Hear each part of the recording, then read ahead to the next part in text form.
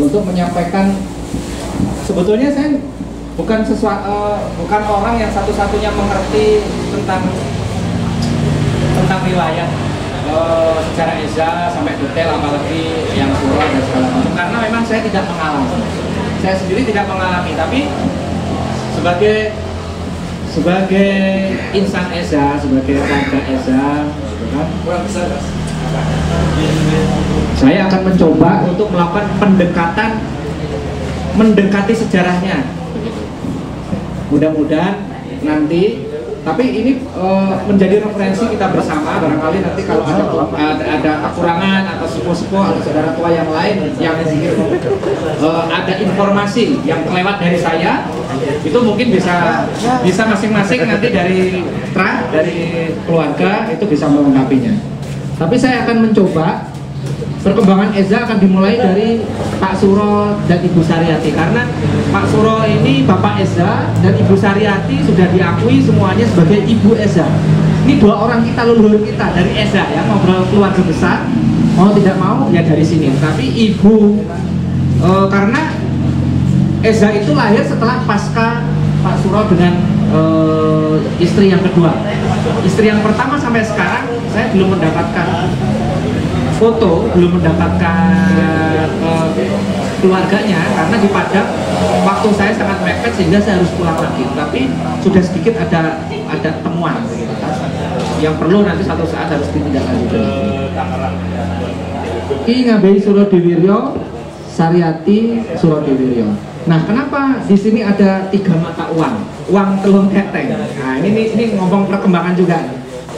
Pada masa Mbah Suro, karena dengan adanya sekarang itu juga ada perubahan, maka itu juga perkembangan dari Eza itu sendiri. Pada masa itu untuk masuk ke Eza, salah satu diantaranya pakai duit telung keteng. Duit telung keteng itu diantaranya uang yang koin yang tertinggi pada masa itu, keluaran tahun 1800-an sampai Belanda sampai 45. Itu uang yang paling tinggi nilainya itu Rigsdalder kalau bahasa bahasa Belandanya, atau orang Indonesia, orang pribumi nyebutnya ringgit.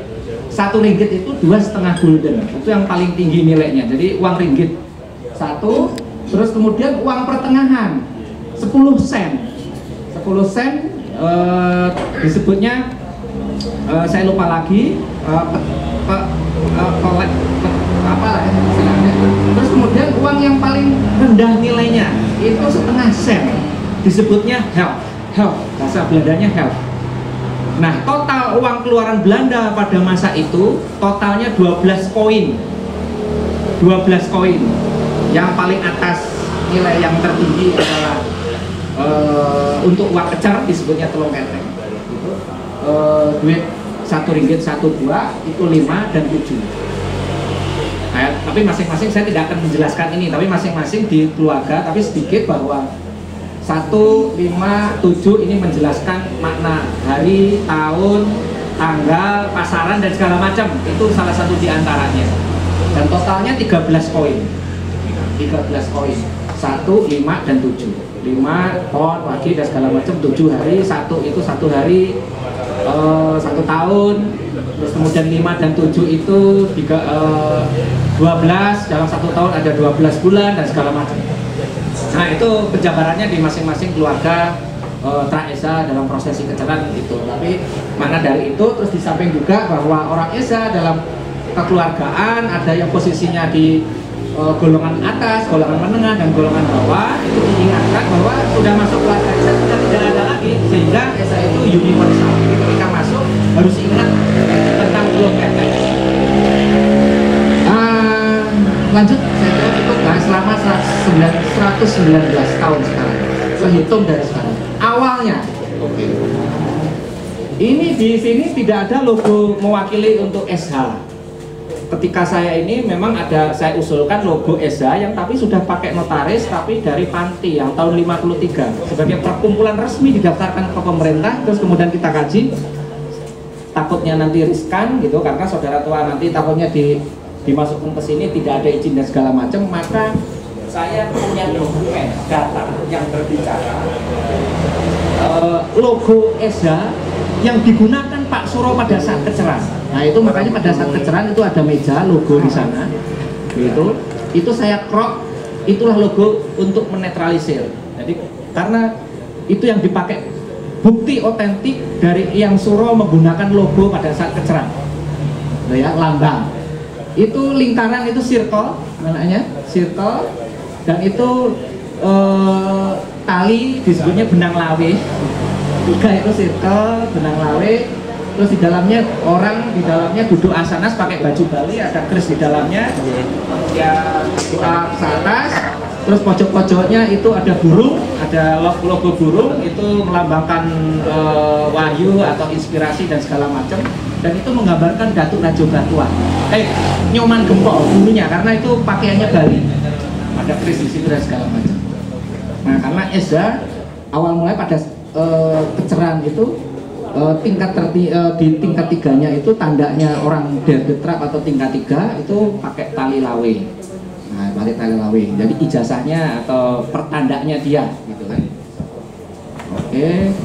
Nah, ini ada beberapa kata yang saya kasih tanda warna yang berbeda. Tadi ada 12. Ada 7, 5, telung keteng, 12, semuanya ketemu ros. Bisa kemungkinan kebetulan atau memang itu sebuah kesengajaan. Mungkin ini perlu perenungan yang mendalam, karena itu terkait nanti dengan langkah 12 ya, langkah tertua Eza, langkah 12 dengan angka-angka itu, kode-kode itu yang ada di ajaran kita sendiri. Kenapa kok Jumat Legi Eza itu dideklarasikan oleh Ki Ngabe Surabaya di tanggal 12 Suro 12 dengan sinkron dengan ketemu ros dengan langkah 12, langkah tertua Eza ya, Muharram 13, kalau Masehinya 10 April 1903, dan itu sebanyak 8 orang mula-mula, dan ini juga ada kaitannya di tingkat 2 Eza, di ajaran Eza itu Comingkem, itu ajaran Pak D-nya yang dari Bupati itu. Di tingkat 2 itu seperti angka 8, itu di tingkat 2, dan itu mula-mulanya 8 orang. Di antaranya Surodewi ini masih keluarga mereka mendirikan perkumpulan bernama Brothers Cup Langen Jawa Sejati, bukan STK ya, bukan STK. Di Kampung Tambak Gringsing anggota Langen Jawa Sejati, Brothers Cup, jadi tidak nama persaudaraan tapi bahasa Belanda, tapi Brothers Cup itu adalah persaudaraan. Disebut sedulur tunggal kecer. Anggotanya disebut sedulur tunggal kecer. Belum ada nama Setiahati. Ini kalau ngomong Setiahati. Di luar istilah yang paling populer adalah sedulur tunggal kecer. Ya. Tapi istilah lain yang kurang populer, tapi juga sering banyak disebut-sebut para sepuh yang saya temui, itu juga sedulur tunggal janji, sedulur tunggal banyu. Pada saat itu Pak Suro kerjaannya sebagai polisi sampai sersan mayor pada masa itu, pada tahun 1903, dan ini beliau belum menikah dengan Ibu Suaryati, istri yang pertama pulang ke Padang. Tahun 1905 Surodewi baru menikahi Ibu Suaryati, gadis Surabaya, berusia 17, saya kasih tanda 17 ya, karena mungkin ini ada kode, dan ini digunakan di PSHT pada masa lalu, awal-awal kurikulum pertama itu. Kalau dulur SHT yang mau tingkat 1 mau disahkan tuh latihan dulu sampai 17 baru bisa disahkan untuk baru nanti. Tapi apakah ada kaitannya 17, termasuk juga mungkin ada kaitannya dengan pada saat Ibu Suaryati dinikahi juga 17, itu juga jumlah sholat dalam satu hari waktu ya. Usia 36, yang Suro menikahinya 36. Jadi 36 jurus yang ini sama Pak Suro itu juga ada kaitan pada saat beliau mendeklarasikan. Umur beliau 36, maka ketika Suran Agung, Suronan itu juga hari ulang tahun Pak Suro, hari ulang tahun pernikahan beliau. Jadi ada ketemu ros di sana. Ini yang rahasia-rahasia yang penting kurang kita mungkin baru harus coba. Apa sih yang Pak Suro begitu banyak aliran, puluhan ratusan aliran kok bisa sampai 36, apa pemikirannya? Tentu itu dikaitkan untuk bisa mengefektifkan cara referensi Pak Suro untuk mengingatkan, mewakili segala sesuatu pengetahuan yang ada di dalamnya, dan ini harus perlu diterjemahkan. 36 di situ identik. Nah, makanya Eza itu Surodiwiryo adalah Setihati. Apa yang ada di Pak Suro itu sendiri, apa yang ada di orang tua kita.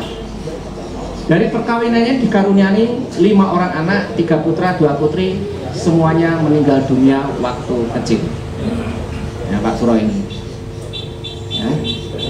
Nah, oke, lanjut.